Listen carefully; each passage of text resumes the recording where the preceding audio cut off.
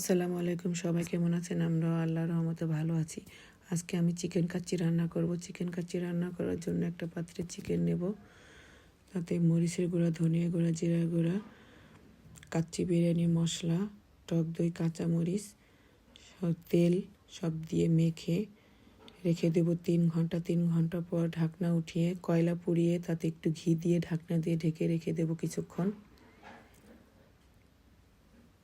ঢাকনা দিয়ে ঢেকে রাখার পর উঠিয়ে তাতে কয়লাটা উঠিয়ে ফেলে দেব। কয়লাটা ফেলে দেওয়ার পরে মাংসে এবার দিয়ে দেব আলু ভাজা।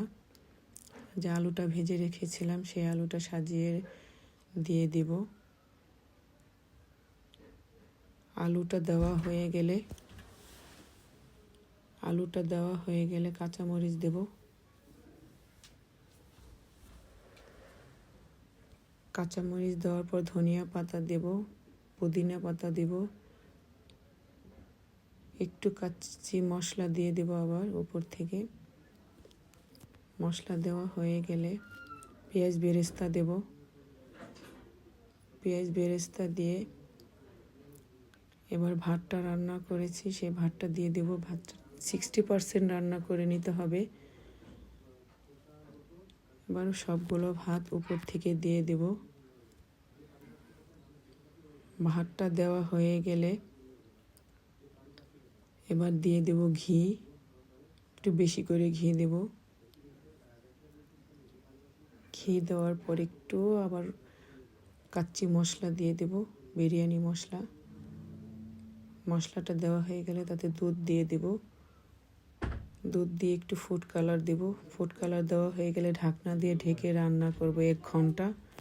1 ঘন্টা রান্না করার পরে ঢাকনা উঠিয়ে একটু নিচের থেকে উপর থেকে উঠিয়ে নাড়াচাড়া করে ভাতটা মিশিয়ে নেব মাংসের সাথে।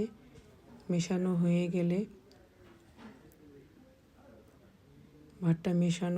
গেলে একটা প্লেটে উঠিয়ে পরিবেশন করব। আসলে কাচ্চিটা অনেক মজা হয়েছিল। চিকেন কাচ্চি প্রথম রান্না করেছি, ভেবেছিলাম মজা হবে না, কিন্তু অনেক মজা হয়েছিল। আপনারা রান্না করে খেয়ে দেখবেন। মশলাটা একটু কম দেওয়ার চেষ্টা করবেন, কারণ চিকেন বিরিয়ানির মধ্যে একটু কম মশলা দিলে বিরিয়ানিটা বেশি মজা হয়।